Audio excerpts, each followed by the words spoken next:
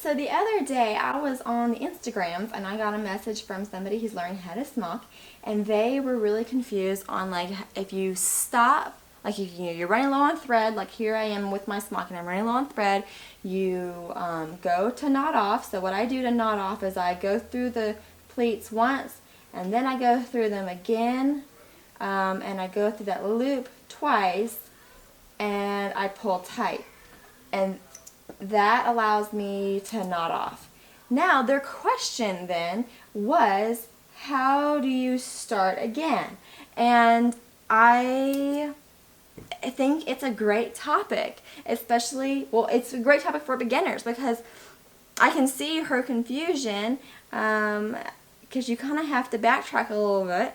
And I've been doing this for so long that I just didn't think to make this a video topic, but I think it's great. So here is where I tied off. So I'm going to go through those same two pleats, just kind of, this is how I do it. I go a little bit down below that, go through them again, which gives me that loop here, go around the loop twice, pull tight.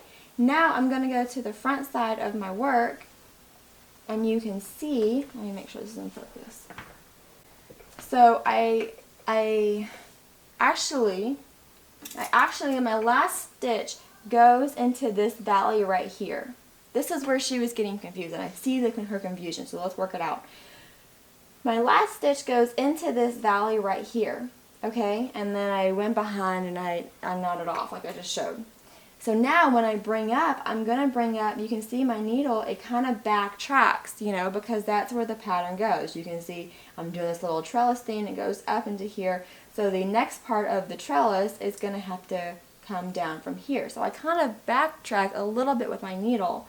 And so I don't need to do this pleat here, that's already been done. I'm going to be going to this pleat here, and you can see how that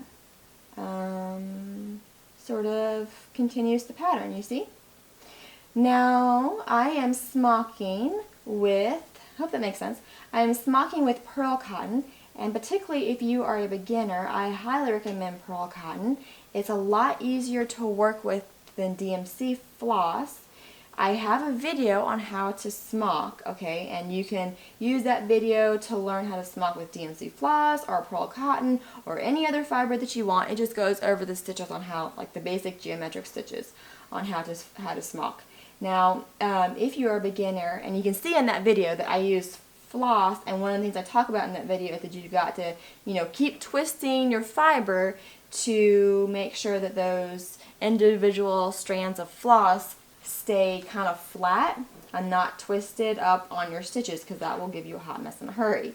So pearl cotton is great because it will allow you to learn, you know, as a beginner, it will allow you to learn the stitches without having to worry about anything being flat. Pearl cotton is not designed to be separated, and there are different sizes in pearl cotton. I get asked this all the time. Pearl cotton, I like the sizes 10 and 12. Personally, I think and 12 is smaller than 10. It's kind of like gauges of wire. As the numbers go up, it actually gets a smaller diameter. So 12 is smaller than 10. I like those two, and I will really gravitate towards 12 for especially fresh newborns and even babies. Then once you kind of get into older toddlers, children, I like to pick size 10 because it's a little bit thicker, so I think it looks a little bit better with their bigger clothes. But it's sewing, so you do you. I have a whole video on what fibers you can use to smock with. Like I said, I have that video on how to smock that's over here. So check those out if you're a beginner, and I hope they are helpful. If you have any questions, put them down in the comments below, and I will do my best to answer them. And as always, I appreciate y'all for watching, and I hope to catch y'all next time.